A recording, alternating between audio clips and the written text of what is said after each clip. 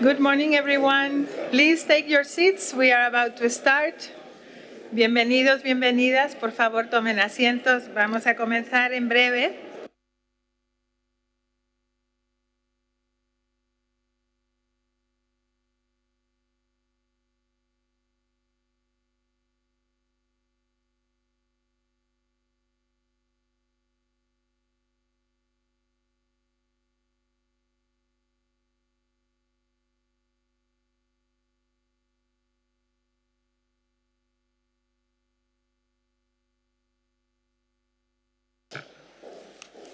Good morning. Welcome to this roundtable, Local Open Government to Transform Democracy, Proximity, Accountability, and Impact. I am Emilia Sai, the Secretary General of United Cities and Local Governments, broad associations of local, regional governments and their associations worldwide. And I am very pleased to welcome you to what I consider the most important roundtable of this whole gathering, of course. It will not be a secret. Yes, I am biased. Local is important. Mayors are my thing, so welcome everyone. Thank you for coming at this very early hour of a very intensive week to discuss how the local level can make a difference. We have seen several interesting debates yesterday about resilience of democracy, how we can counteract what we all feel is a democratic backlash in many places of the world. In all of those discussions, local level appears as a very important part of the solution because of the proximity of that sphere of government with the communities. And we would like to see today how you are experiencing this very fact at local level, what you consider your successes, how we can team up and what kind of alliances we need, and how do we relate the sphere of government and the public policy with the work of organized civil society at local level. When we talk local level, obviously, we are very well aware that it's not only about government, but everybody at the local level and the communities. In a world where we are facing all kinds of different crises that are very much intertwined, where our models of production, consumption, but also of governance are put to the test. Local level arises as one of those spheres of government that tackles the very daily needs of the citizens. Citizens identify with solutions at local level. But I would like to push you in your presentations to think about a bit further than that, those specific solutions, but also think about how this local action can actually define the societies of the future, how the needs of the communities will need to define how we want to live together. So it's going a little bit beyond public service delivery as we know it, thinking of the new generation of public service delivery and about the role of local governments also as political actors. I know that the mayors and representatives of regional governments around the room will identify with this. Local governments are not only implementers, but they are much more than that. And that's what we are going to be discussing together today. We have an amazing roundtable. We are going to start with some opening remarks from our hosts here and from the organization that is bringing us together, obviously, and then we will start with inputs from mayors, representatives of local and regional governments, but also civil society organizations and associations that are closely working with us. We will need to be strict with time, and I am sure you will all be, because in that way, we will all get to speak. So allow me to give the floor to Aidan Ejakutse, CEO of OGP, Open Government Partnership. Aidan, first of all, congratulations for what is being done already, a great job. So thank you very much for gathering us all here.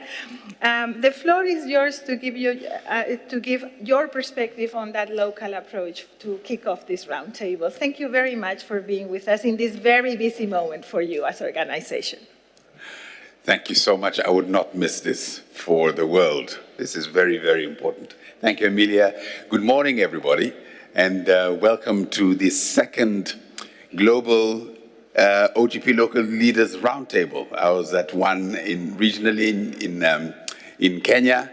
I attended the one in the Philippines regionally, but it's wonderful to see all of you here from around the world at this OGP summit. I want to thank each of you, governors, mayors, civil society leaders, for joining this really important conversation at this critical time. As you know, around the world, trust in public institutions is very fragile.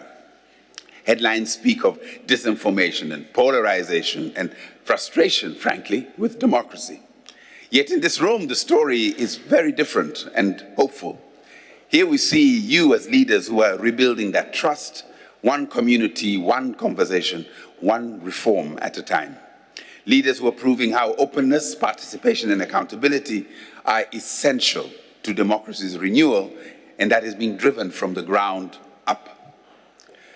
Why does local openness matter so deeply? Because proximity, closeness, intimacy creates trust. Most people never read a national policy brief, but they notice when a local budget is more transparent. They notice when City Hall invites them in to help design or evaluate service delivery, or when the waste is collected on time because citizens and officials co-created that particular plan. That is how trust in government is restored, through close contact and shared purpose. Look at what's happening already in our community. In Sao Paulo, digital tools like Participe Plus are helping millions of residents take part in decisions that shape their city. In Khmelnytsky, Ukraine, even under the strain of war, an open green city action plan was developed through public consultation, proving that transparency can survive even the toughest of tests. In Plateau State in Nigeria, a citizens' assembly is working to tackle the threats of climate change together. And far from being isolated parts or bright spots, there are signs of a growing movement. Since the last global summit in Tallinn, Estonia, OGP local has grown from 100 to 160 members. Behind that number are countless communities from Ecuador to the Philippines, proving that co-creation works even where money is scarce, but trust runs deep. This community is united by its diversity and its determination. Each of you is tackling pressing global challenges: climate change, inequality, migration, digital disruption, rising living costs. You achieve this by putting citizens at the center of those solutions. My friends, leadership today means much more than managing institutions. It means standing for openness when it can feel much easier to just shut down. It means embracing participation when it might be easier to just exclude people's voices. Each act of transparency, each public dialogue, each reform shared across borders is again an act of democratic resilience. When the city of Paris makes Citizens' Assembly a permanent part of its governance, it inspires cities far away. When Bogota, Colombia commits to gender parity, it sets a benchmark for peers across continents. When Elgeyo Marakwet in Kent County in Kenya opens its procurement system, it strengthens a culture of accountability that others can emulate. This is the power of OGP Local. One city's innovation becomes another city's blueprint. So let's make this roundtable a working session of courage. Let's share openly, learn freely, and commit boldly. You see, because the renewal of democracy begins closest to the people, in towns, in cities, in regions where decisions touch daily life. For your leadership, your persistence, your proof that openness, inclusion, and accountability are strength in action, I thank you. Thank you very much.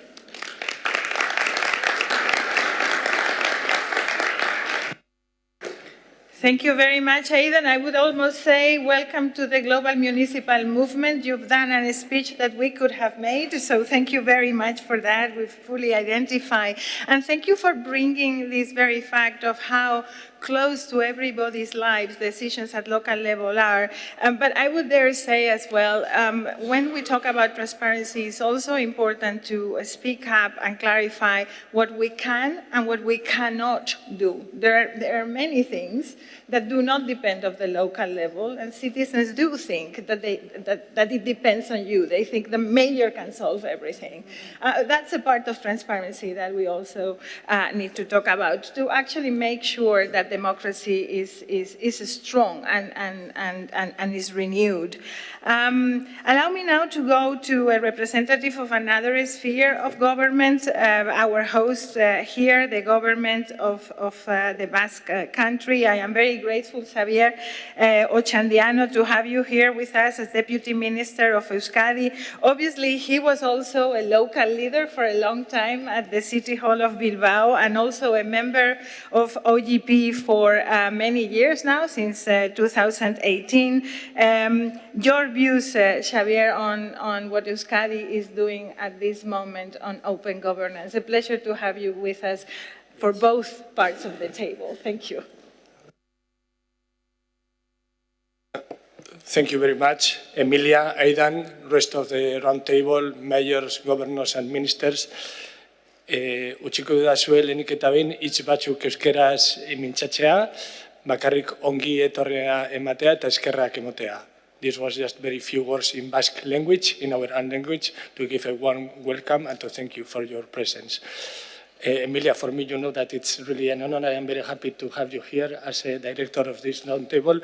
I met Emilia many, many years ago, and he helped us a lot when I had that responsibility in the city of Bilbao, and now with new responsibilities in the Basque government.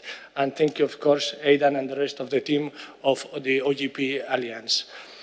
I can obviously only agree with the reflections you made, and as a local politician, I always like to go deeper into action, because what mainly is a characteristic of local governments is action. So I will try to explain briefly how is the Basque model of OGP Alliance, because it's quite complex and I think that it's richer. Just to put in context, Basque country is only 2.1 million people. So we have 3 territories, Araba, in which we are, Guipúzcoa and Vizcaya, and the 3 capitals. We joined together in 2018 to the OGP Alliance, and we joined together Basque government, the governments of the 3 territories, and the governments of the 3 main cities, with more than 15 organizations and institutions from the civil society. So this is our model. We have had 2 OGP plans from 2018-2021, 2021-2024, and now, last week, we present our 3rd plan. The 3rd plan has 4 commitments, 4 very concrete commitments, all joined together from the local institution in a multi-level model of governance, and of course, an horizontal level of governance. And I just like to give an introduction to each of one compromise. The first compromise has to be to facilitate the process to citizens that can propose directly in the Basque Parliament, in the territorial parliaments or at the city halls, proposals of laws. So we will do that. We have a Basque law as a framework, but we need to go deeper in the entire process, and we will work it with the rest of the public institutions and the civil society. The second compromise has to be with the youngest people of the country, with the infancy and childhood. So it's not very easy and it's not very common to put in a context the participatory processes, and this leadership belongs to the province of Biscay, in particular with UNICEF Euskadi. So they will help particularly very small towns and villages, and we want to scale this kind of models because we think that it's very important. So particularly childhood. Then we reach to the youth people, and this is the first time that directly the representative, the president of the youth people from the Basque country is going to take the leadership of that compromise. So the leadership is directly from the civil society. We will help them from the local institutions, but the leadership is directly from these people. And I think that the president is with us now this morning.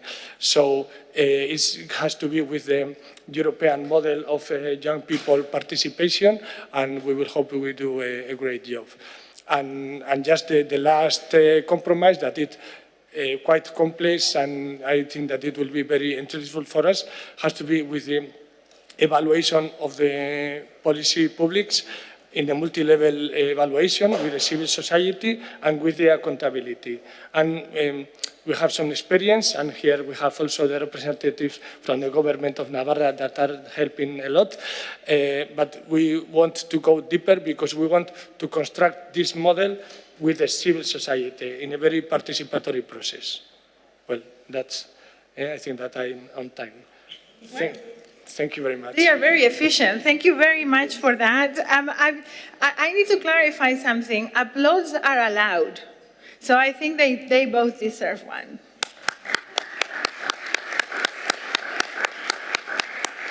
The tone is set. The recognition from the partnership about the great role that local governments have to play. Very concrete examples of what has been done around the world to continue working on trust, renewing leadership. A very concrete example from our host in the Basque country, for the government of Euskadi, on this multi-level governance that goes actually very far, providing direct access to citizens in decision-making and putting a focus on youth, and then monitoring and accountability. So this is the frame. We're going now to the panel. It's a very impressive, diverse panel that includes not only local leaders from around the world, but also associations of local governments, and I'm very pleased to have among us the Secretary General of the Spanish Federation of Municipalities and Provinces with us, our key member here in Spain. So allow me to start with Mukhtar Mohammed, Commissioner of Planning and Budget of the Kaduna Estate in Nigeria. We're very pleased to have you with us. Thank you. Also an active member of the partnership since 2018 with a long history on open government championship, especially around social monitoring, I've been told. We are very pleased to have you with us. The floor is yours for around 3 minutes to share with us your experience. Thank you. Thank you very much, Amelia. Distinguished ladies and gentlemen on this panel. In Spanish, I think I would say hola. Okay, hola. So, His Excellency, the Governor of Kaduna State, Senator Obasani, would have loved to be here. In fact, we have done everything possible. But when he got to London yesterday, he was called back for a national assignment. So he would have been the one doing this session, but I'm taking his seat for today's event. Thank you very much. So Kaduna State is home to over 10 million citizens, and we are shaping the future of open government by pursuing an agenda that aligns with the OGP through the nurturing citizen engagement pillar in our sustained agenda. When he campaigned and became the governor of Kaduna State, he had 7 campaign agendas. One of them is nurturing citizen engagement, which is a principle of the OGP. Just for us to know, Madam Obasani entered politics. He was, before then, a civil society and right activist for so many years after graduating as an engineer. He was one of the many others who fought for the democracy that we are enjoying today in Nigeria. So under the Open Government Partnership, His Excellency the Governor, to show commitment and that he is with his people, he signed the first executive order on financial inclusion. He led by example by sacrificing 50% of his salary to a special trust fund for the benefit of the poor, underserved and vulnerable people in the state. Today, we have assisted over 2.5 million poor and vulnerable citizens of Kaduna State to open bank accounts. This integrated the poor, underserved and vulnerable in Kaduna State into the financial ecosystem to benefit from state and federal government social investment program, as well as donor agency programs. There is an active participation and rural transformation, as many policy trends of our administration is based on that. The government have executed many infrastructural projects in the areas of education, health, agriculture, and rural roads to connect rural dwellers to market opportunities to directly impact on rural livelihoods. We have also institutionalized and expanded participation through the multi-sector group of the Cost Infrastructure Transparency Initiative that increased participation of players from the Nigerian Society of Engineers and the Contractors Association. Just to mention that Kaduna is the only subnational in Nigeria that is a member of COST. At this 2025 OGP Global Summit, during the COST International Site event, we unveiled the first subnational infrastructure transparency portal. This portal will also be officially launched in Kaduna State, Nigeria upon our return. Within 2 days, we published over 1,000 projects on the portal, which is www.ipdata.kdsg.gov.ng. The Open Contracting for Infrastructural Data Standard OC for IDS and Open Contracting Data Standard OCDS from across 11 infrastructure procuring MDAs with support from the Cost Infrastructure Transparency UK, who are very strong partners of OGP. The dashboard, by design, leverages artificial intelligence to analyze data and provide insight for government to address inefficiencies, mismanagement, and corruptions in the procurement process, empowers civil society organizations to use the data for advocacy, and provides data for private sector time to bid for contracts without knowing anyone. Strengthening accountability system. We provided free housing for displaced persons, free CNG buses for transport for low-income families to prove that open government isn't just about policies, it's about people. They enabled the environment to hold government accountable, supported the civil society to collaboratively develop the first subnational participatory audit framework, community engagement framework for climate and related shock response, social protection, and the youth empowerment manpower, plan to institutionalize accountability system across the audit cycle, climate change, and youth empowerment. So with all this, what are our next steps for the OGP? The first one is to expand OGP to the local government. I am happy to announce that one of the local governments in Kaduna State is here with us today and is applying to join the OGP. Honorable Commissioner, Chairman, can you stand up? He's a new member of the OGP. So the chairman of Kaduna site, who is head of government of one of the metropolitan local government, is made up of about 1.3 million people. He's a big man. He has 1.3 million under him. The local government inaugurated its OGP steering committee and have developed its first action plan that focuses on service delivery in the health sector with support from Center for LSD. The second term we will do to push for OGP in Nigeria is the establish and drive the OGP Northwest region, which is made up of 7 states, modeled after the OGP Africa MENA network. The third one is adoption of the whole of society approach to help address complex interrelated challenges of governance and climate change that requires active participation and collaboration of all segments of society. This is helping us to identify governance and climate-related blockages that hinder effective service delivery in our dear state. Finally, as the governor of Kaduna State, Malam Obasani is joining fellow leaders in advocating for the revitalization and increased funding of the OGP Multi-Donor Trust Fund. We urge other multilateral donors to establish similar innovative financing mechanisms to strengthen open governance. These mechanisms, co-created by governments and civil society, have demonstrated significant impact through the effective use of allocated funds, driving transformative results in transparent and inclusive governance. I thank you for listening. Kaduna is ready to lead, ready to learn, and ready to partner.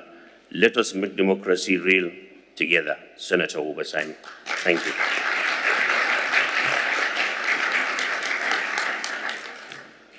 Thank you very much for that very efficient use of your time, for the announcements, for the guests that you have brought, and for the very concrete proposals. Very difficult to top up this intervention, so pay attention now. Thank you. Whoever is next has a difficult role to play now. No, thank you very much for those very concrete proposals. I think it is very important to highlight how relevant it is to look at local not only from an urban perspective, but also the rural-urban continuum. And so regional governments have a very important role to play herein. And congratulations on that transparency portal. We will be following it closely, looking forward to work closely with you within OPG and beyond. So allow me now to go to a representative of civil society, to Cynthia Dehesa, Executive Director of Ciudadanos por la Transparencia de Quintana Roo in Mexico. This platform has been participating in the local action plan as a strong activist for open government values. So we're very pleased to have you with us. And to you, the question is, how do you experience successful partnerships between organized civil society and local governments? We are aware this is not always easy. We don't always know how to do this. So we really welcome your views on this and what the next steps could be for that type of partnership. Bienvenida.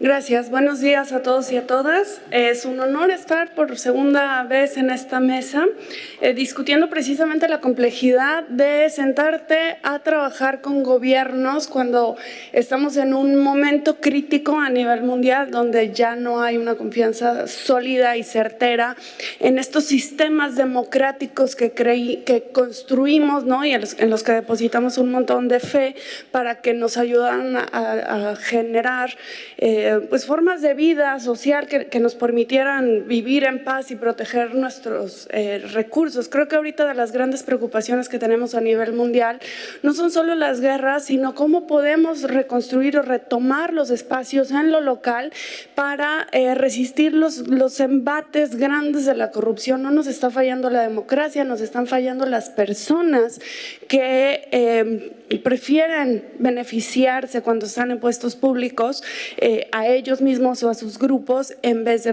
beneficiar a la ciudadanía. Para nosotros, para quienes no sepan, yo soy de Quintana Roo, de Cancún, que está en México. Cancún es un lugar, es la puerta al país, a México. Es uno de los lugares más turísticos del planeta. Si fuéramos un país, seríamos el país número 17 más visitado del mundo. Es un éxito económico, sin duda, que no necesariamente ha traído éxito social o éxito ambiental.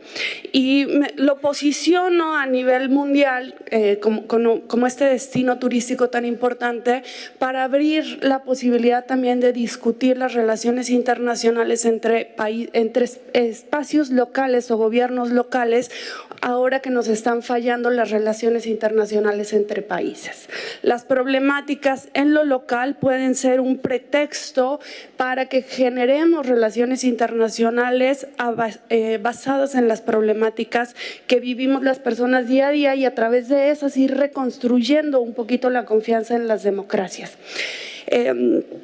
Quintana Roo es privilegiado a nivel mundial porque tenemos ecosistemas de alta importancia. Tenemos el segundo arrecife más importante del mundo, el cual además tiene un rol muy, muy importante en mantener el clima un poco controlado.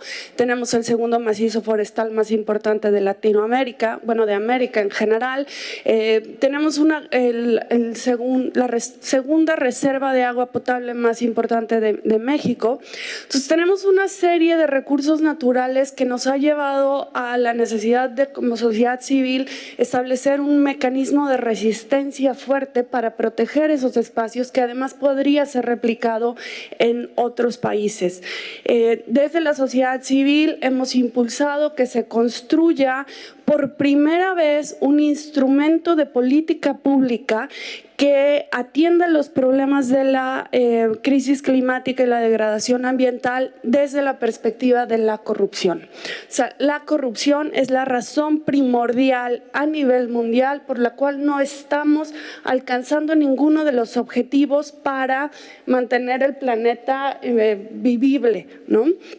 Este es un problema que además ha caído fuertemente en las agendas internacionales porque tenemos problemas como las guerras, tenemos una serie de países cayendo en el fascismo y ha mandado como en un tercer o cuarto nivel el tema medioambiental cuando estos problemas que estamos viviendo solamente lo empeoran. Entonces el trabajo que se hace desde sociedad civil de manera local específicamente en temas medioambientales se puede convertir en una acción tan tangible que nos pueda devolver la fe en la democracia, porque podemos desde lo local empezar a resistir y a recomponer estos espacios que podemos ver, ¿no? Cómo los ríos se limpian, podemos ver cómo los mares se protegen, podemos ver en tiempo real las acciones de la sociedad civil materializándose en políticas públicas que sí impacten positivamente a las personas. Entonces mi invitación es como a la OGP local a que fortalezcamos las relaciones locales, hagamos un bypass a las internacionales que ahorita no están funcionando y trabajemos en fortalecer esta red de OGP local. Gracias.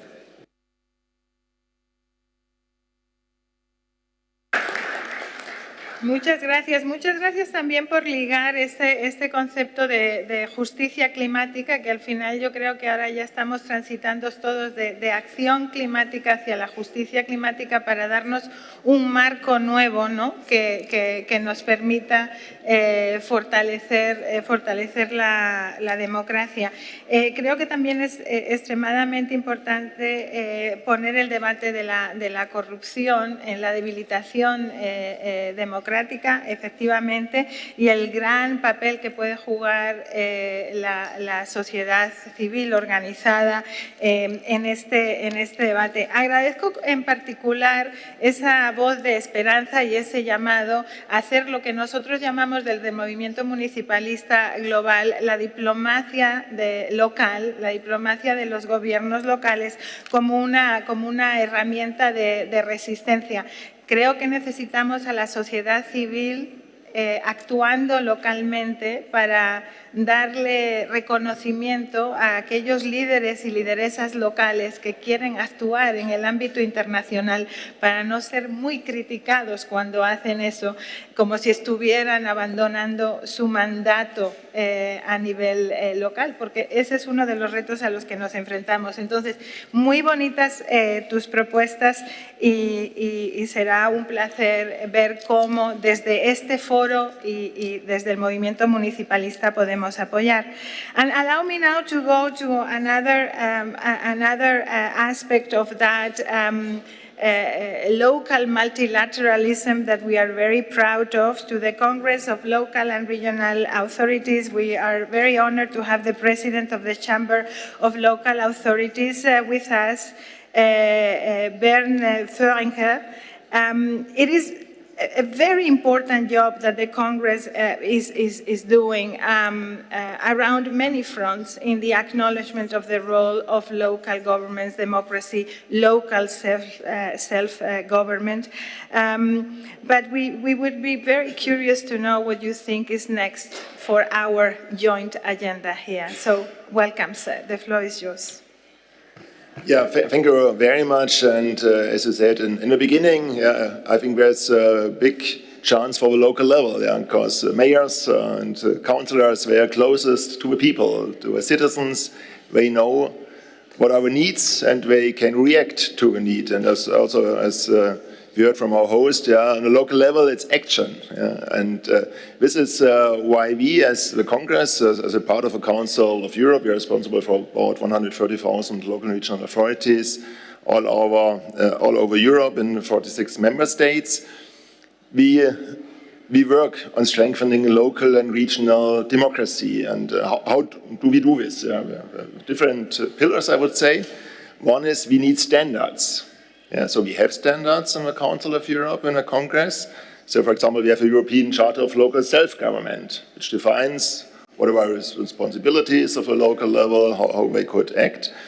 And for example, we have also an additional protocol about participation of people, about participation of civil society. So standards are defined, and you know, like always, you have standards defined, but they are not only written.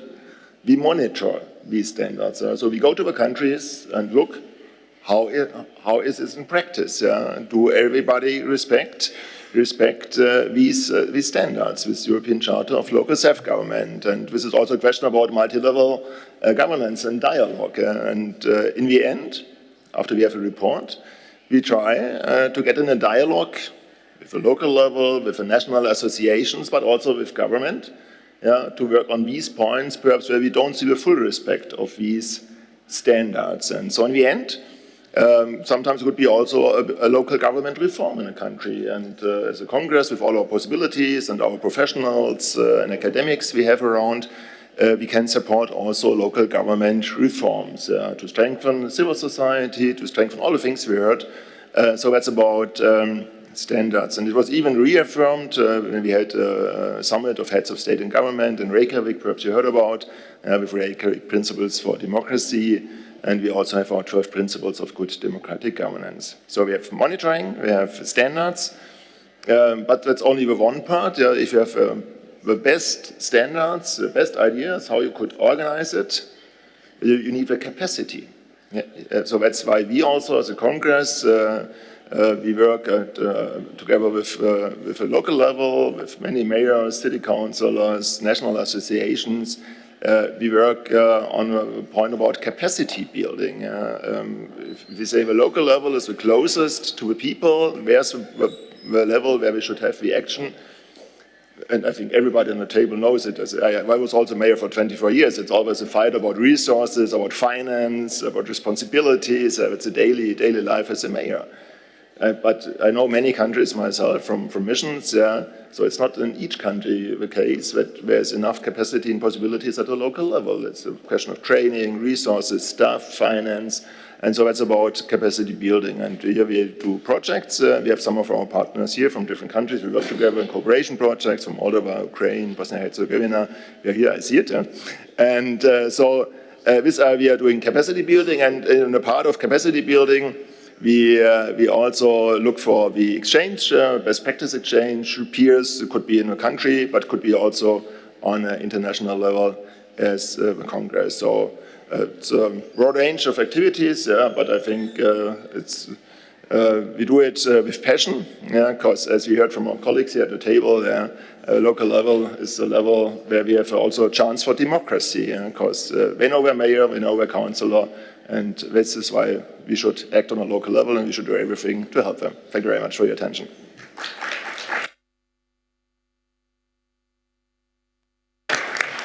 No, indeed, for the global municipal movement, the existence of the Congress within the Council of Europe is extremely important because it structures our relation with the Council. That is what we understand as local multilateralism, and I think that structure is extremely relevant as well for gatherings like this one, for networks like the one that we have, because it is not a sectoral, partnership. It's a structural dialogue that you're trying to develop. And thank you very much for bringing the issue of capacity building. And we need to understand capacity building not only as as lack of capacity of municipalities in terms of know-how, but sometimes in terms of resources, that is very clearly because of lack of appropriate, adequate decentralization, but also our inability worldwide, and I know this will resonate in many of the countries that are represented here around the table, our lack of capacity to retain professionals for public service delivery. This is becoming a real issue. Because private sector, quite frankly, makes better offers. And I think we, in gatherings like this one, need to think how that needs to be part of our advocacy.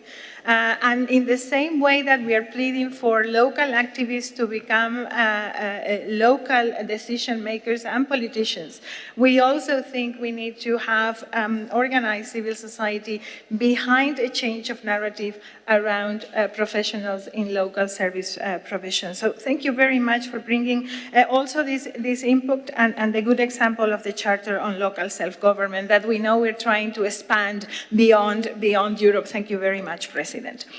So allow me now to go to a very concrete local example, to Quezon City in the Philippines. I'm very proud to say I have visited your town, Mayor, a very impressive town. I'm very happy to have with us Joy Belmonte, a new member of OGP since 2024 and a Challenge Award winner. Congratulations. Strong on inclusion and digitalization. It doesn't come as a surprise in the Philippines. I'm very happy to have your experience joining this table. Please, Mayor, the floor is yours. Thank you, ma'am. Good morning to all of the leaders present here today around the table and to all of the members of the audience as well. I would like to share with you a little bit about what we're doing in Quezon City in the Philippines. We in Quezon City believe that impactful change starts at the local level. While this often refers to the city government, in a city as large as ours with over 3.2 million people, this change actually begins in our smallest unit of government, which we call the barangay. And it's roughly translated as village in English, but there's really no true translation for that word. Is very indigenous, which is at the forefront of basic service delivery. We have in our city 142 barangays, ranging from a few thousand to over 200,000 citizens per. Barangay leaders are elected and empowered to govern in line with the values of the Open Government Partnership. Each barangay has a Barangay Development Council with active sectoral CSOs. Our vision is to ensure that all reforms at the city level are replicated in our barangays, fostering genuine people-centered governance. This is in line with the core vision of our 2025 to 2028 OGP Local Action Plan to make Quezon City a model of inclusivity and innovation by championing good governance at all levels. To implement this, we are strengthening our local People's Council, which includes over 1,000 accredited CSOs representing every sector, from children, women, and the LGBTQI, to urban farmers, workers, and returning migrant workers. These CSO representatives are mandated to participate in all city planning and policy-making bodies in our city. Our goal is to empower them, not just with a seat, but with a meaningful voice by enhancing their competencies and building their capabilities. Following this framework, we are advancing our most critical commitment, institutionalizing participatory budgeting. For fiscal year 2026, the People's Council reviewed departmental plans and helped set spending priorities. This marks a significant step towards full fiscal transparency, ensuring public funds align with what our communities truly need. In the remaining years of my term, which ends in 2 years, we will try our best to make our CSO network so robust that OGP principles become a lasting standard and is maintained beyond any single administration. We are also progressing with other commitments, including integrating our centralized data dashboard and feedback mechanism into our digital platform. This will allow residents to view resource allocation, monitor service delivery, track infrastructure expenditure, and provide real-time feedback, thus closing the loop on accountability and enhancing public trust. Other initiatives include establishing a pro bono legal aid network for marginalized communities and fostering an environment and shared space where volunteerism and community development can thrive. Lastly, in building a stronger community to advance open government principles across local governments, we must seize the moment. So, at present, the Philippines is currently facing one of the most widespread systemic corruption scandals in our history. And the open government community in the Philippines is now seeing this as an opportunity amid the crisis. So we have an organization called Mayors for Good Governance Network, and it is led by one of our members, Baguio City Mayor Benji Magalong. And we are seeing a surge all of a sudden in interest from other local governments to participate in open government principles. So our challenge now is to act swiftly and create structured peer learning platforms for leaders to embrace these reforms. In this context, I believe we can strengthen open government and democratic governance in our cities and, of course, use our example for cities beyond our country. So thank you very much for listening. I hope I made the 3-minute cutoff. Thank you.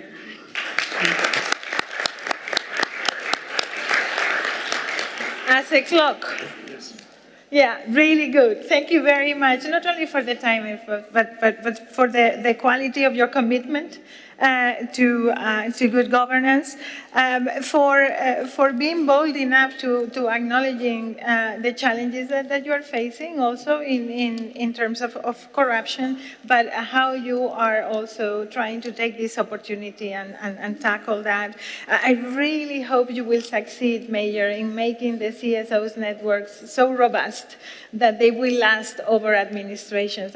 We have full trust. Please do count on us to support you. Thank you very much for this. Y ahora permítanme que pase al castellano para introducir al secretario general de la Federación Española de Municipios y Provincias, uno de los muchos jefes que tengo yo en esta mesa. La Federación Española de Municipios y Provincias es un miembro importante y fundador de nuestra organización mundial, de CGLU, y ha jugado un papel muy importante en promocionar la comprensión sobre el gobierno abierto y articular nuestro partenariado también con esta organización. Entendemos que la ambición, secretario general, es seguir jugando ese papel de articulador y hacer que más y más asociaciones del planeta se comprometan con estos planes de gobierno abierto. Será un gusto escucharle. Muchísimas gracias por estar con nosotros, Luis Martínez y Cluna Sepúlveda. Muchísimas gracias, Emilia. Efectivamente, para nosotros es un placer poder participar en esta 9ª cumbre global de la Alianza por el Gobierno Abierto. Yo creo que todos estamos de acuerdo en que estamos en un momento crucial, porque cada vez más los ciudadanos nos piden transparencia, eficacia, cercanía. Pues bien, desde la AFEM consideramos que precisamente el Gobierno Abierto es el marco sólido para dar respuesta a estas inquietudes.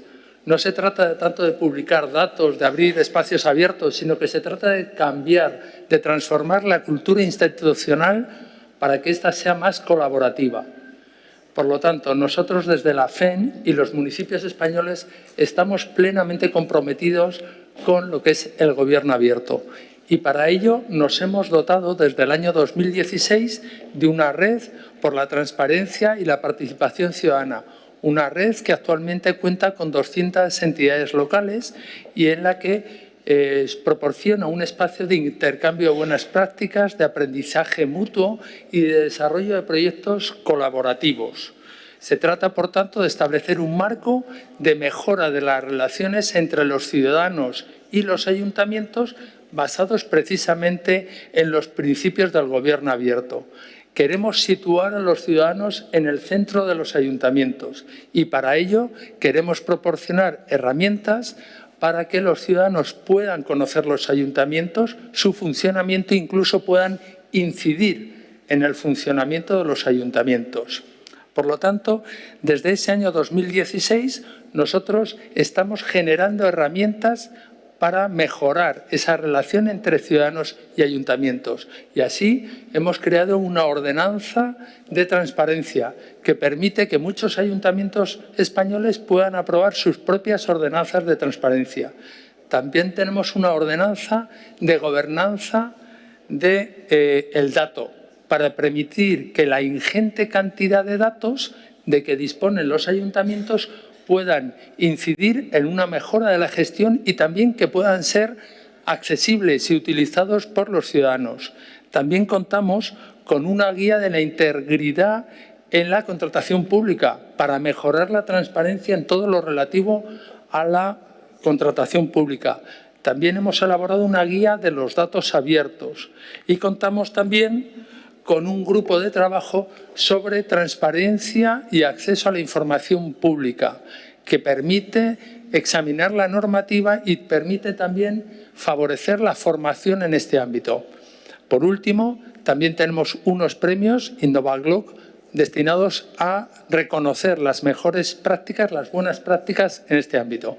Y también la Federación Española de Municipios y Provincias es una parte activa y tiene una gran responsabilidad en el quinto plan del Gobierno abierto del Gobierno de España. Queda mucho por hacer, pero partimos de una convicción que estoy seguro que todos compartimos, y es que el Gobierno abierto no es una moda pasajera, no es un lujo institucional, sino que es una política pública imprescindible para fortalecer la legitimidad democrática y para mejorar la gestión de lo público. Muchas gracias por vuestra atención.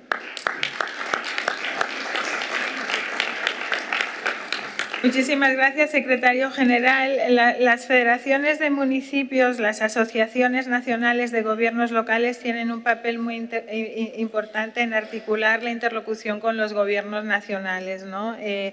Eso es, creo que, de gran relevancia a nivel nacional, pero también lo es a la hora de articular, ¿no es cierto, José Luis?, este tipo de red, este tipo de espacio con las diferentes esferas de gobierno y con la comunidad internacional. Muchísimas gracias por esos aportes y por esos instrumentos prácticos que ha compartido. Y ahora pues me voy a Félix Taberna Monzón, el primer vicepresidente de Navarra en España, que tiene también una larga trayectoria en la promoción del Gobierno abierto. Pues bienvenido, muchísimas gracias por estar con nosotros. Adelante. Pues bien, hallados y halladas, y un cordial saludo a todos los presentes. Lógicamente, compartir, o por lo menos también afrontar, que estamos ante una crisis de legitimidad de la democracia profunda y que para ello las mejores recetas son las que se han dicho aquí y sobre todo el ámbito de la proximidad. Y yo creo que también hay que aportar otro elemento, proximidad, participación, y otro elemento significativo que es lo humano, la humanidad. No podemos permitir, se ha comentado sobre la corrupción, no podemos permitir la banalidad del mal. Tenemos que enfrentarnos a estas prácticas que son en definitiva humanas y que por lo tanto se tienen que limitar y cercenar. En ese sentido, yo entiendo que la ética pública, como el conjunto de código de conducta que tienen que tener los altos cargos, los representantes políticos, es fundamental. Y también en ese sentido, en esa ética pública, uno de los elementos fundamentales, a mi modo de ver, es que el poder, por decirlo de alguna manera, tenga rostro. Cuando los gobiernos tienen rostro, la democracia tiene corazón. Y, por lo tanto, tenemos que ahondar en esa relación humana tan significativa. Desde el ámbito del Gobierno de Navarra, en los proyectos que estamos ahora más enfocados, por una parte es en fomentar nuestra ley foral de participación ciudadana. Lleva con nosotros 6 años, es una hermosa ley, pero hay que activarla. En ese sentido, estamos profundizando en consultas ciudadanas, referendos, jurados populares y otros sistemas de participación. Concretamente en uno de ellos, que es la Asamblea Ciudadana de Cambio Climático, donde el cambio climático tiene una pulsión también ciudadana muy significativa y tenemos que dar la voz a la ciudadanía para que participen en propuestas. Por otra parte, estamos actualizando nuestra ley propia, ley foral de transparencia, para activar el registro de lobbies, de grupos de interés y, sobre todo, las agendas públicas, darles un contenido fehaciente, no solamente un contenido formal. También hemos fomentado una oficina móvil de atención ciudadana. Si la ciudadanía no va a la Administración tiene que ir a la ciudadanía. Y en ese sentido, esta oficina móvil de atención ciudadana va a muchos pueblos a trabajar, muchas ciudades también, a trabajar en los diferentes servicios que la Administración obedece. La Escuela para la Democracia es fundamental. En ese sentido, nosotros estamos fomentando consejos de participación de niños, niñas, adolescentes, tanto en el ámbito local como en el ámbito global.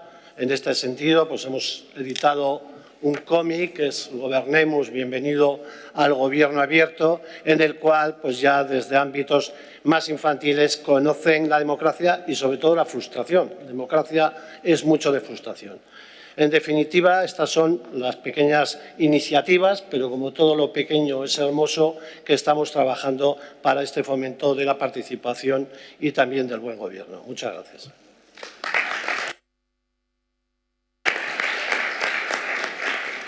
Muchísimas gracias por compartir con nosotras esas pequeñas, grandes cosas, efectivamente, que van forjando cada día. Creo que usted ha traído también a la mesa algo que también desde Quintana Roo nos traían y que es eso de quién le falla a la democracia. ¿Nos falla la democracia a nosotros o le fallamos nosotros también a la democracia, ¿no? De alguna manera. Y por traer también esa cuestión de humanidad, yo creo que la crisis democrática y de legitimidad a la que nos enfrentamos también en el sistema multilateral está muy ligada a los dobles estándares que la ciudadanía está viendo en las decisiones a nivel internacional y otras, ¿no?, que nos hacen preguntarnos si los modelos funcionan o no. Pues bueno, yo creo que desde las escuelas podemos enseñarnos quizás a ver que no todo es una negociación, que además de negociación hay diálogo. Y estoy segura de que Antonella Barmórbida la va a encantar esto de las escuelas de la democracia. Antonella is the Secretary General of the European Association for Local Democracy, a big champion on democratic resilience, I would say, Antonella, and I think schools are not enough to make the comeback of democracy that we need to make, but I am certain that with your support and with the support of ALDA, we will be able to make big strides back together with this open government partnership that Jose Maria here is leading. Antonella, the floor is yours. Good morning. Yes, thank you very much, Emilia. Very happy to be here in this OGP local environment. And of course, we are all very impressed by the energy which is around this table and in this room, which is really reassuring and important for all of us. I'm pleased to share with you a few reflections on the work and vision of ALDA, the European Association for Local Democracy, and we represent 350 members, both local and civil society, so this is the essence of our work. We put them together, empower them together, and we work in the same way together. We work mainly in Europe, the neighborhood and beyond, and our mission is to strengthen local democracy through the empowerment of local governments and citizens alike, like Emilia said. We are convinced, and I think we have all to advocate strongly for that local democracy means, strong local democracy means stronger communities. It means giving local authorities the powers, the competencies and resources that they need, but also it means to enable citizens to engage, to participate, and to become full counterparts in shaping local policies. After 30 years of experience, we have seen that good, accountable, and participatory local governments truly improve people's life. And this is the bottom line. Local governments cannot succeed alone, though. They need to involve, trust, and people, citizens, because a participative community is a successful community. The local level is where democracy happens every day. And democracy is not only voting, is more than this. And we saw that local authorities working with citizens multiply by thousands the impact of local policies. We work on a local democratic resilience and to share also at the broader level our convictions and what we do. What we know is that not everyone will become member of the parliament. But many of us are engaged in citizens' council, citizens' consultation, participation at the local level, in school council, etc. So we are at the local level experiencing democracy. We work a lot and we know that the local space is the space of innovation. We know that the local level is the space for multi-stakeholder approach. Citizens, local public officials, business people, they are working together. And for that, we need transparency, openness, and accountability. ALDA promotes these values worldwide. For example, we work in Ukraine. We are very happy to see a representative from this country today, where we are supporting the heroic mayors and local communities to resist against the illegal Russian aggression. We are working in Turkey, for example, to prepare young, and not only young, but women and girls to be engaged in the local elections. We work in 20 countries in Africa with a program wide, where youth and women are engaged to support local policies. We have a nice program, for example, called Our Space in Uganda, Kenya, and Zambia, where they are working also for models of participation in their communities, engaging also disabled and weak communities. We are working in Western Balkans to support, through the actions at the local level, the brain drain, which is also very much affecting young population there. And we work also for strengthening local democracy to fight against disinformation and propagandas and fake news, which are really impacting democracy as a whole, and I saw that in the program there are a lot of these issues tackled. We promote the local democracy agency model. We have 19 of them in the neighborhood of Europe. They are a multi-stakeholder approach where citizens are working with local governments. I want to conclude by saying that those words need to be put in practice, and we need to advocate for financial, political support. Many people say, oh yes, this is good, this is absolutely right, but we want to see them, and all collectively with OGP and all of you, we need to see more of this and recognition of our common advocacy, because we think that this is a pillar of democratic resilience, and we need to be cohesively acting and advocating for this. Thank you.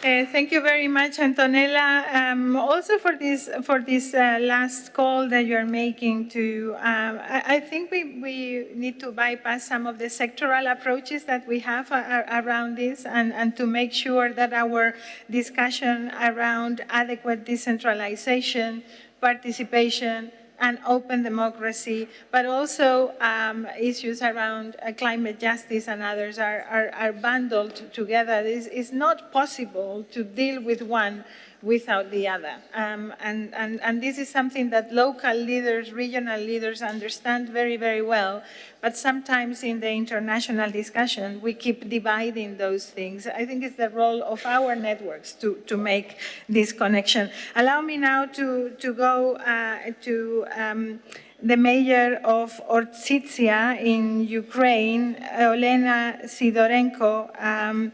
Your country has been referred to in several occasions. It's not a wonder. We really stand in solidarity with you, Mayor, having to deliver services at very, very difficult, in a very difficult context. So thank you very much for making the effort to be here.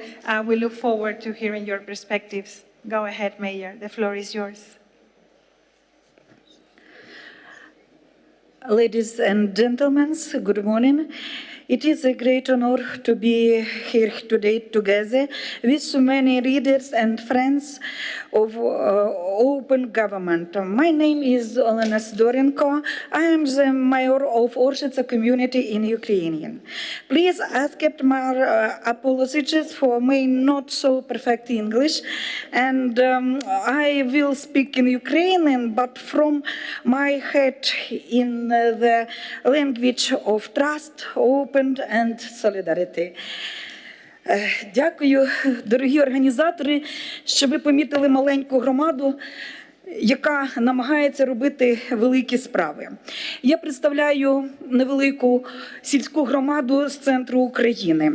Сьогодні, у 4-й рік повномасштабної війни, українські громади стикаються з великими викликами, і вони в нас не припиняються. Це переміщення, це людські втрати, знищення інфраструктури, потреба у відновленні. Але ми переконані, що відкрите врядування – це не розкіш, а стратегія виживання. Ми міняємося самі, міняємо ментальність людей, міняємо країну і даємо надію кожному, що його думка важлива для будь-якого уряду. Саме реформа децентралізації, розпочата за підтримки Ради Європи та Конгресу місцевих і регіональних влад, дала таким громадам, як Оржиця, реальні повноваження та ресурси.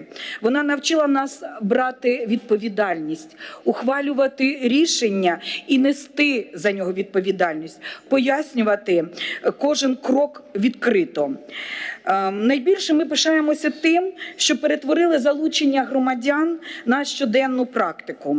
Після участі у глобальному саміті OGP у 2023 році за підтримку проєкту Конгресу місцевих та регіональних влад Ради Європи та Асоціації міст України вже у 2024 році Оржиця приєдналася до ініціативи OGP Local. Разом із громадою Звягеля ми створили консорціум, який допомагає нам вчитися, поширювати інновації. Ми створюємо майданчик, який об'єднує місцеву владу, громадські організації, бізнес, ветеранів і молодь.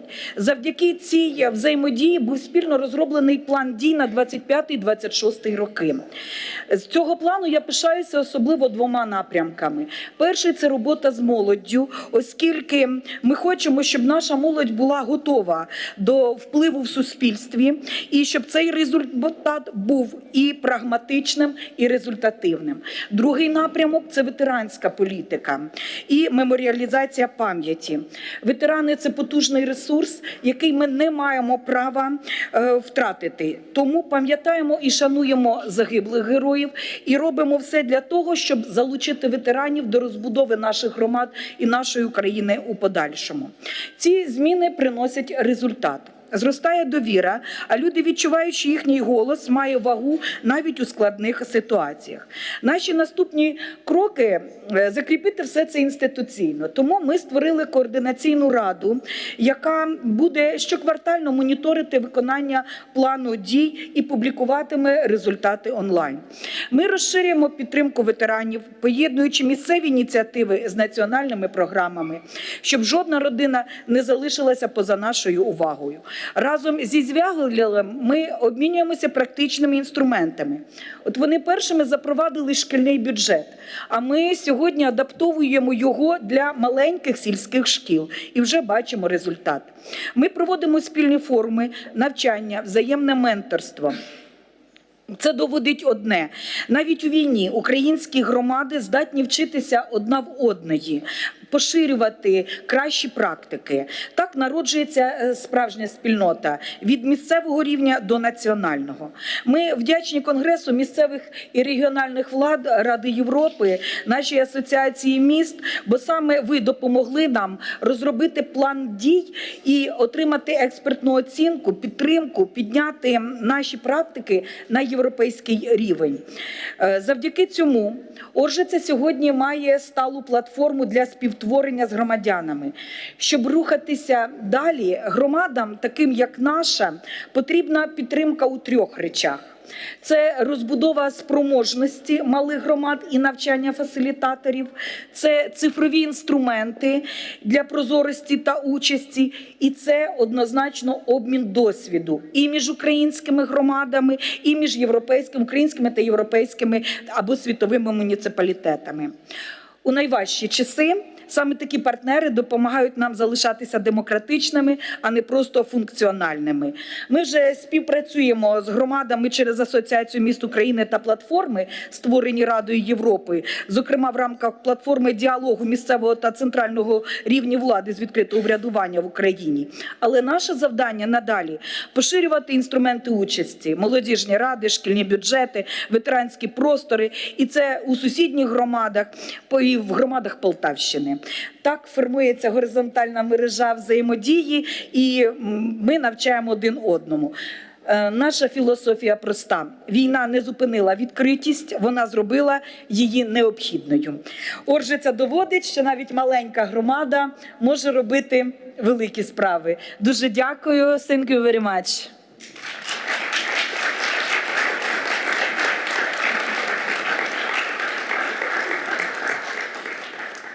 Thank you very much, Mayor. I think you can hear in that applause also the solidarity of the people in this room hoping for a peaceful Ukraine.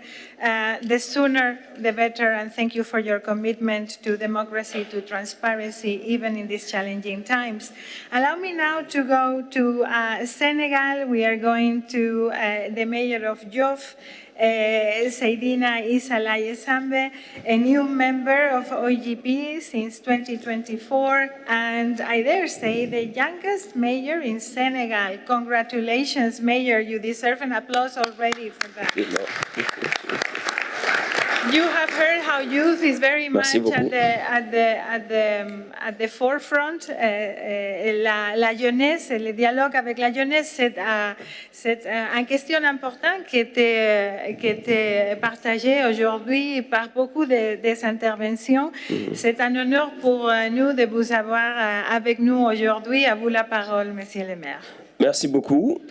Chers invités, chers participants en vos grades, rangs et qualités. C'est un plaisir pour moi en tant que jeune maire élu de Yoff, commune de la capitale sénégalaise, de participer à ces travaux. Avant mon élection, la gouvernance ouverte était le point principal de mon programme de campagne. Donc élu, j'ai eu l'opportunité effectivement d'adhérer au PGO, qui aujourd'hui promeut le gouvernement ouvert. Il faut comprendre que c'est à partir des gouvernements locaux que l'on peut donner vie à travers la participation citoyenne, la transparence, l'inclusion au gouvernement ouvert. C'est extrêmement important et il nous faut aujourd'hui aller vers une digitalisation de cette dynamique pour que les jeunes, très connectés, effectivement, puissent prendre part à la gestion de la collectivité publique. C'est extrêmement important. Donc à Yoff, nous avons institutionnalisé dès notre élection des séances publiques de reddition des comptes. Donc aujourd'hui, le maire rencontre 2 fois, 3 fois par an les populations dans un cadre global pour discuter des projets exécutés, des difficultés rencontrées, des défis que nous devons relever ensemble, c'est important de le souligner, mais aussi nous allons régulièrement dans les quartiers confrontés à des défis, rencontrer les jeunes, les associations de femmes et les responsables du quartier pour voir quelle dynamique mettre en place pour solutionner leurs problèmes qui nous concernent. Nous avons aussi utilisé le digital pour être plus proche des populations, parce que les jeunes sont aujourd'hui tous connectés, de même que les grandes personnes. Nous avons mis en place, dans le cadre de nos réformes, une application digitale, la première à Dakar, la première au Sénégal, pour permettre à chaque citoyen d'avoir le budget dans sa poche, d'avoir les bulletins d'information de la commune et l'ensemble des activités portées par la municipalité. Donc, comme vous l'avez dit tantôt, il est important pour nous, dans le cadre de notre plan d'action PGO 2024-2027, d'insister sur l'importance de la participation citoyenne. Cette participation consacre la mise en place du citoyen au cœur des politiques publiques, parce qu'elles se font pour elle, c'est important qu'elle puisse être concernée et qu'elle puisse vraiment y prendre part. Nous mettrons l'accent aussi sur la gestion du littoral. Oui, avec les changements climatiques, nous sommes fortement exposés. Donc aujourd'hui, nous avons co-créé avec les communautés toute une dynamique pour gérer ces difficultés, tout aussi mettant l'accent sur l'éducation et la transition énergétique au niveau des établissements scolaires. Donc les prochains défis aujourd'hui, l'objectif principal est de faire de Yoff un hub de la gouvernance ouverte au Sénégal et en Afrique de l'Ouest. Je sais que le Nigeria fait d'énormes efforts, mais aujourd'hui, nous souhaiterons vraiment que Yoff puisse occuper une place première dans la promotion du gouvernement ouvert et que cela puisse être une réalité. Je pense que c'est les points saillants que j'avais voulu partager avec vous, tout en rappelant l'importance de la jeunesse. Il faut former les jeunes. Il faut les associer afin qu'ils se sentent concernés, surtout dans le cadre de l'évaluation des politiques publiques, parce qu'il faut que chaque centime dépensé, chaque franc dépensé puisse être évalué et justifié, et que ce centime-là puisse avoir un impact dans la vie de ce citoyen. C'est ce qui restaurera les relations de confiance entre gouvernants ou gouvernés. Merci beaucoup.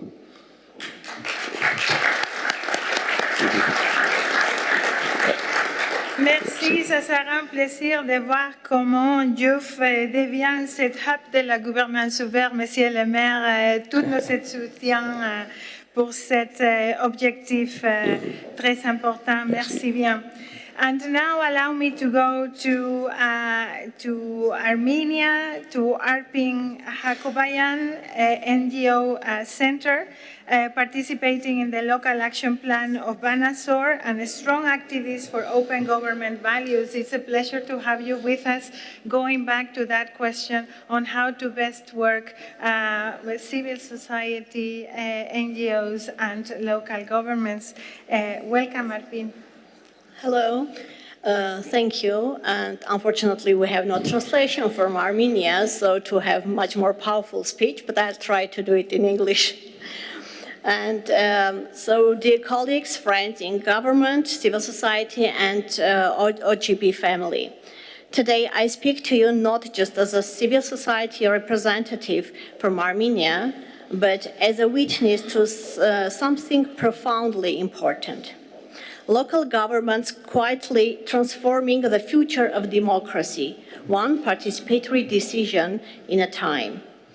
In my own city, Vanadzor, the original plan was simple: open up budget data, so by having interactive budget. But we soon realized openness is not a spreadsheet. It's not enough to publish numbers. People must to shape the decisions that affect their everyday life. And so we made a bold shift from transparency for the people to decision-making with the people, and we made participatory budgeting. In 2024, Vanadzor launched participatory budgeting. Residents from urban centers to rural villages could now submit their own project ideas, vote online, and help monitor how money was spent. And it worked. Inclusive kindergartens were built, or sport fields and playgrounds were approved in small communities. For the first time, many felt my voice matters. My vote made this happen. So it was very exciting. This was not just innovation, it was restored dignity. But let's be clear, it wasn't smooth. People were skeptical. Voting systems were confusing. Committee decisions weren't always clear. And yet, we moved forward. Why? Because civil society and local governments stood side by side, not as opponents, but as co-builders of trust. So in this partnership, civil society played many roles. As a partner, we helped design strategy. As a mediator, we listened to communities, to people, translated concerns, built bridges. And yes, as a watchdog, we stood ready to hold power accountable when needed. This is what resilient democracy looks like. messy, difficult, but real. The question now is, how do we scale this? How do we take what worked in Vanadzor or Nairobi and make it the new normal everywhere? We must invest in peer learning. We must create space for local leaders to learn from each other across borders, language, and systems. And we must ensure civil society not just invited to the table, but is shaping the table itself. And yes, and as we face our next challenge, be it disinformation or distrust, we must remember, openness is not policy, it is a culture. Trust is not declared, it is earned through participation, accountability, and shared ownership. We are not just opening government, we are opening a new future together. Thank you. Well, Arpin, I think your presentation was very powerful indeed, so congratulations for that. Thank you for being in co-creation and the importance of decision-making, not only numbers and information, but actually being part of the decision. So thank you for that. And I am sure this will really resonate with the next speaker, with Cynthia Cantero, Minister of Planning and Citizen Participation of Jalisco, México. Bueno, Cynthia, estás dedicando tu vida profesional a que la gente decida y participe. Entonces, estoy segura de que este ejemplo desde Armenia te queda muy cercano. Es un gusto tenerte con nosotros. Adelante, Cynthia Cantero, a usted la palabra. Muchas gracias, un gusto estar aquí en este espacio compartiendo con todas y todos ustedes. Y bueno, quiero compartirles rápidamente que Jalisco tiene ya 10 años como integrante de la OGP local. Jalisco es un estado de México de 8.3 millones de habitantes con 125 municipios, localidades, y estamos comprometidos con los principios de gobierno abierto. En particular, nos interesa posicionar la agenda de participación ciudadana con los ciudadanos, con aquellos que regularmente no participan en espacios de organizaciones, en la academia o bien en los diferentes sectores de involucramiento en los asuntos públicos. En este sentido, definimos en este año hacer una gran convocatoria a nivel estatal con los 125 municipios y con todas las personas para que definieran cuál iba a ser la ruta del estado de Jalisco para los próximos 6 años. En este sentido, implementamos mecanismos digitales para que fueran mucho más cercanos y potentes y pudieran alcanzar al mayor número de personas posibles, y tuvimos un resultado muy importante de el 8.13% de participación, es decir, 675,000 expresiones de participación tuvimos para definir cuáles eran los principales problemas que querían los ciudadanos que su gobierno atendiera y resolviera para los próximos 6 años, y por supuesto cuáles eran las prioridades de las y los jaliscienses, e involucramos a las niñas, niños y adolescentes teniendo una participación de 25,400 niños, niñas y adolescentes. Y quiero decirles con mucha sorpresa, incluso para nosotros, que el 56% de las expresiones de participación que recibimos fueron de jóvenes de 18 a 29 años de edad. Es decir, nuestros jóvenes quieren participar, quieren involucrarse, sin embargo existe una brecha en la forma en la que los estamos convocando. En este sentido, nosotros tuvimos un resultado potente porque implementamos mecanismos digitales, lo cual permitió que ellos se involucraran. Y en este sentido, los jaliscienses en Jalisco definieron cuáles van a ser las políticas con las que su gobierno va a actuar, va a implementar, y por supuesto que los vamos a llamar para que de manera colaborativa generemos estas co-creaciones de involucramiento social y activo directamente de los ciudadanos. Muchas gracias.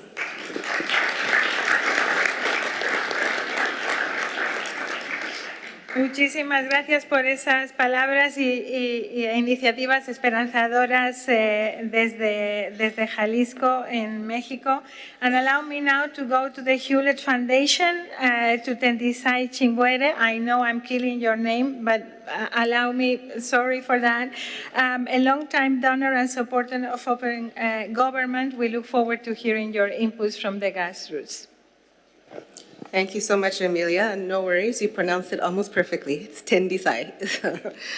Muchas gracias. Buen día a todos, y es un gusto estar aquí con todos ustedes.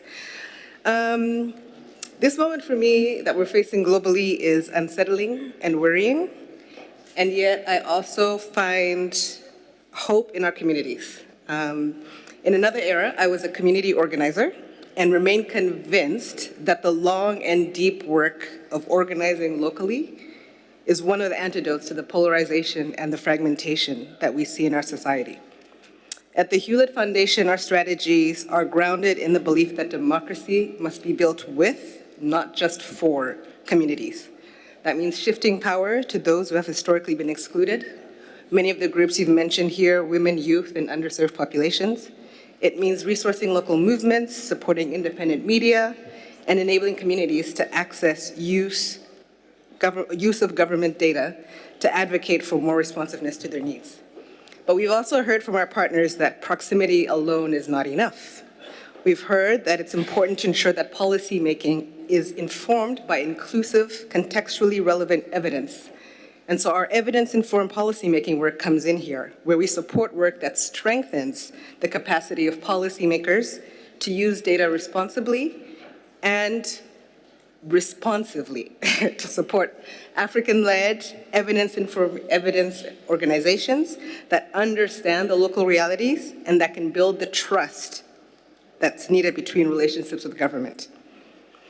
So we have big questions right now about what democracy looks like in the epoch we're moving into.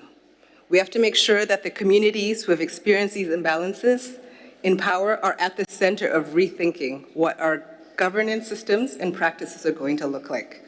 What does it look like to support the connective tissue of transnational movements and organizing, which is key in this moment?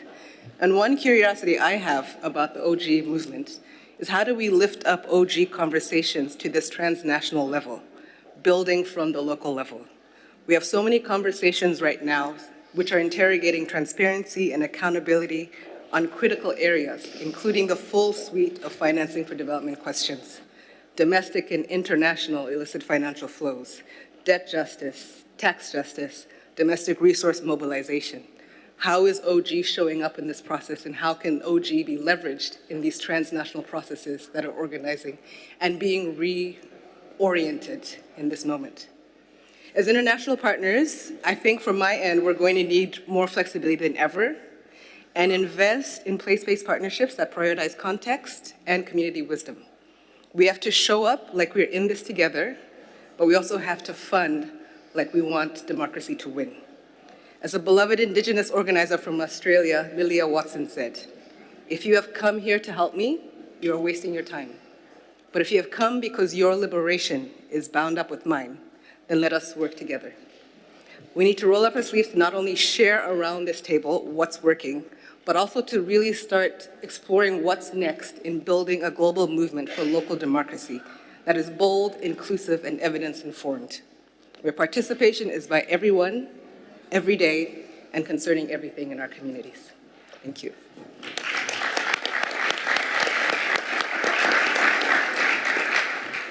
Thank you very much. Our futures are intertwined, and so I very much agree. This is the moment to come together and fight the good fight, but also be ready not to negotiate only, but to dialogue and co-create. I think that's the message that we're getting. Thank you very much for that. I'm going now we have two more speakers. We are a little bit late, but we started late, so I'm asking everybody for their patience. Nos vamos a Maipú, a Chile, al alcalde de Maipú, Tomás Bodanovic, also a member of OGP since 2022. A usted la palabra, un gusto tenerle con nosotros. Muy buenos días. Muchas gracias a ustedes por la invitación. Vamos a ser breves porque sé que hay apremio con el tiempo.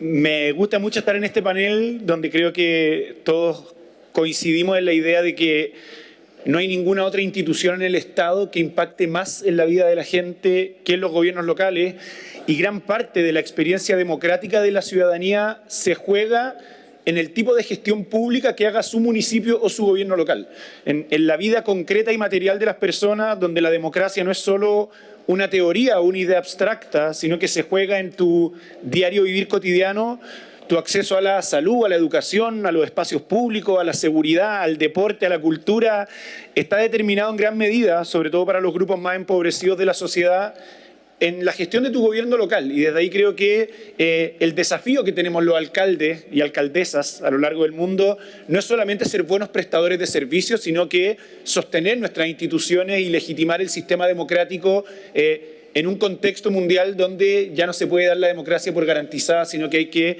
defenderla todos los días. Y desde ahí la experiencia de Maipú lo que hemos intentado hacer es eso, es reivindicar la gestión pública en ánimo de legitimar la institución frente a sus vecinos. Maipú es la segunda ciudad más grande de Chile, tiene 600.000 habitantes y arrastró 2 periodos alcaldicios sumidos en gravísimos hechos de corrupción. Cuando nosotros asumimos el municipio el año 2021, la confianza entre la ciudadanía y la municipalidad está absolutamente destruida.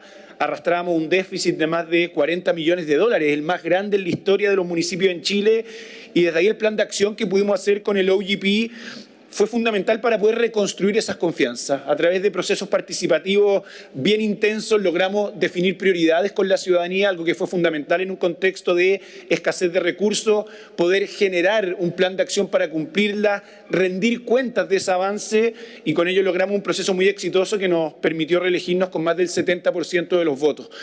Hoy día estamos en esa segunda etapa de entender que el municipio no solamente presta servicios, sino que tiene el deber de diseñar, pensar y construir un modelo de ciudad, un modelo de sociedad. Y desde ahí hemos establecido como prioritaria la construcción del Plan Maipú Ciudad 2030, que busca ser una hoja de ruta de desarrollo estratégico para la ciudad, en la cual no solo participa el municipio y la ciudadanía, sino que hemos hecho un esfuerzo muy grande por involucrar otros actores, a la sociedad civil, al mundo privado, a la academia y a las distintas instituciones que convergen y cohabitan nuestra ciudad, para poder en conjunto reivindicar la política no como una actividad que trata de peleas entre políticos, sobre todo en tiempos electorales que estamos enfrentando en Chile bastante seguido, sino como el sencillo hecho de organizarse y trabajar en común para mejorar la vida, para fortalecer la comunidad. Y desde ahí creemos que, y lo decíamos ayer en el foro, quizás la agenda del OGP no es algo masivamente conocido por los vecinos, pero sí que nos dota de pilares y valores fundamentales sobre cómo tenemos que entender la gestión pública, y es muy bonito ver que en contextos tan distintos y disímiles, alcaldes y alcaldesas de todo el mundo abrazamos esos principios para fortalecer la democracia. Así que ahí estamos fuertemente comprometidos con nuestro nuevo plan de acción, muy agradecidos del OGP y tratando de contribuir desde Maipú para fortalecer la democracia a nivel mundial. Gracias. Muchísimas gracias, alcalde, por traer su compromiso y el ejemplo de lo que puede significar poner en práctica ese plan de acción.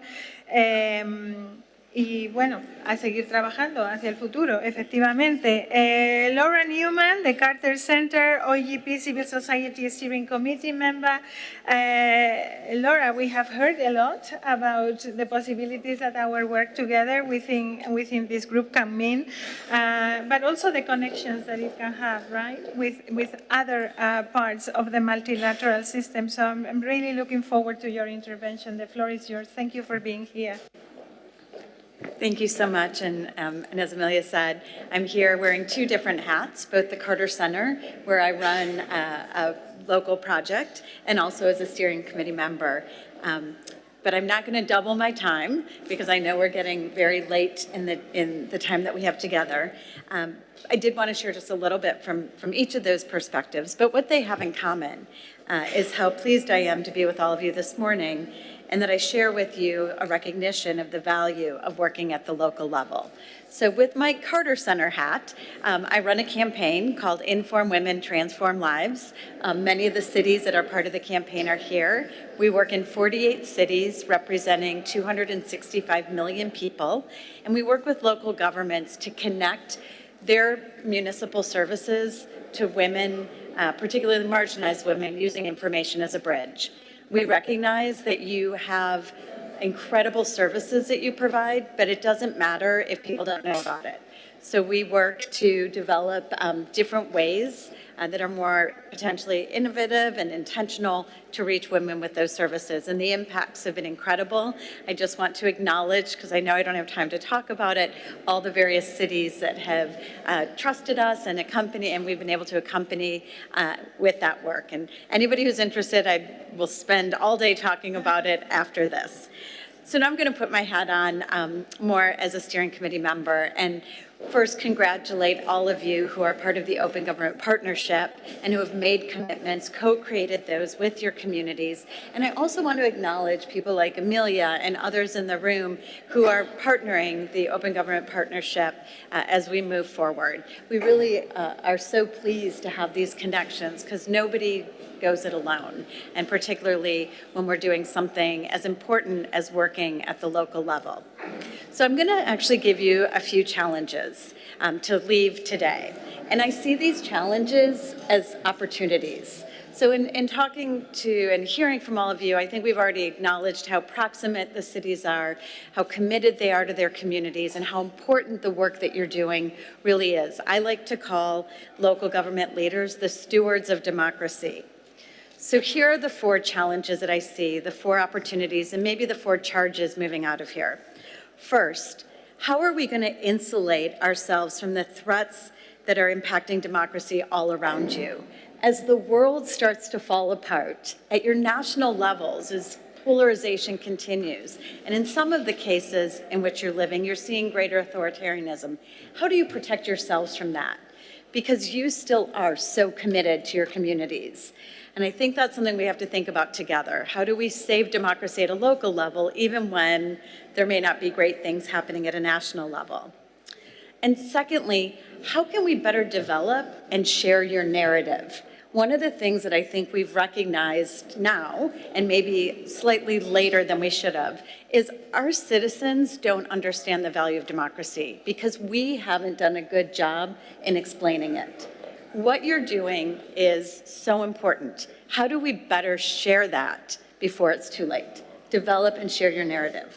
The third thing is, how do you continue to support one another? Aidan had a great quote earlier where he said, one city's innovation becomes another city's blueprint. I'd like to change that just a little. Apologies, because I'm sure you were part of writing that. But I'd like to say, one city's innovation becomes another city's inspiration. So how do you continue to inspire one another and to support one another in what is really an incredible, challenging, struggling time in our history? And finally, how do you make all of the incredible things that you're doing, all of your work, all of your impacts, how do we make those sustainable? Because your time is limited, and yet the efforts that you're making should continue beyond your terms. So as you continue those great work, those great efforts, we from the Open Government Partnership, from UCLG, from the Carter Center, from Hewlett, from others, I'm bringing Hewlett in, from others, we're here to support you. And we stand by your side. So please do reach out to us. And again, congratulations to all of you who are part of the Open Government Partnership platform at the local level. You really are inspiring us all. Thank you.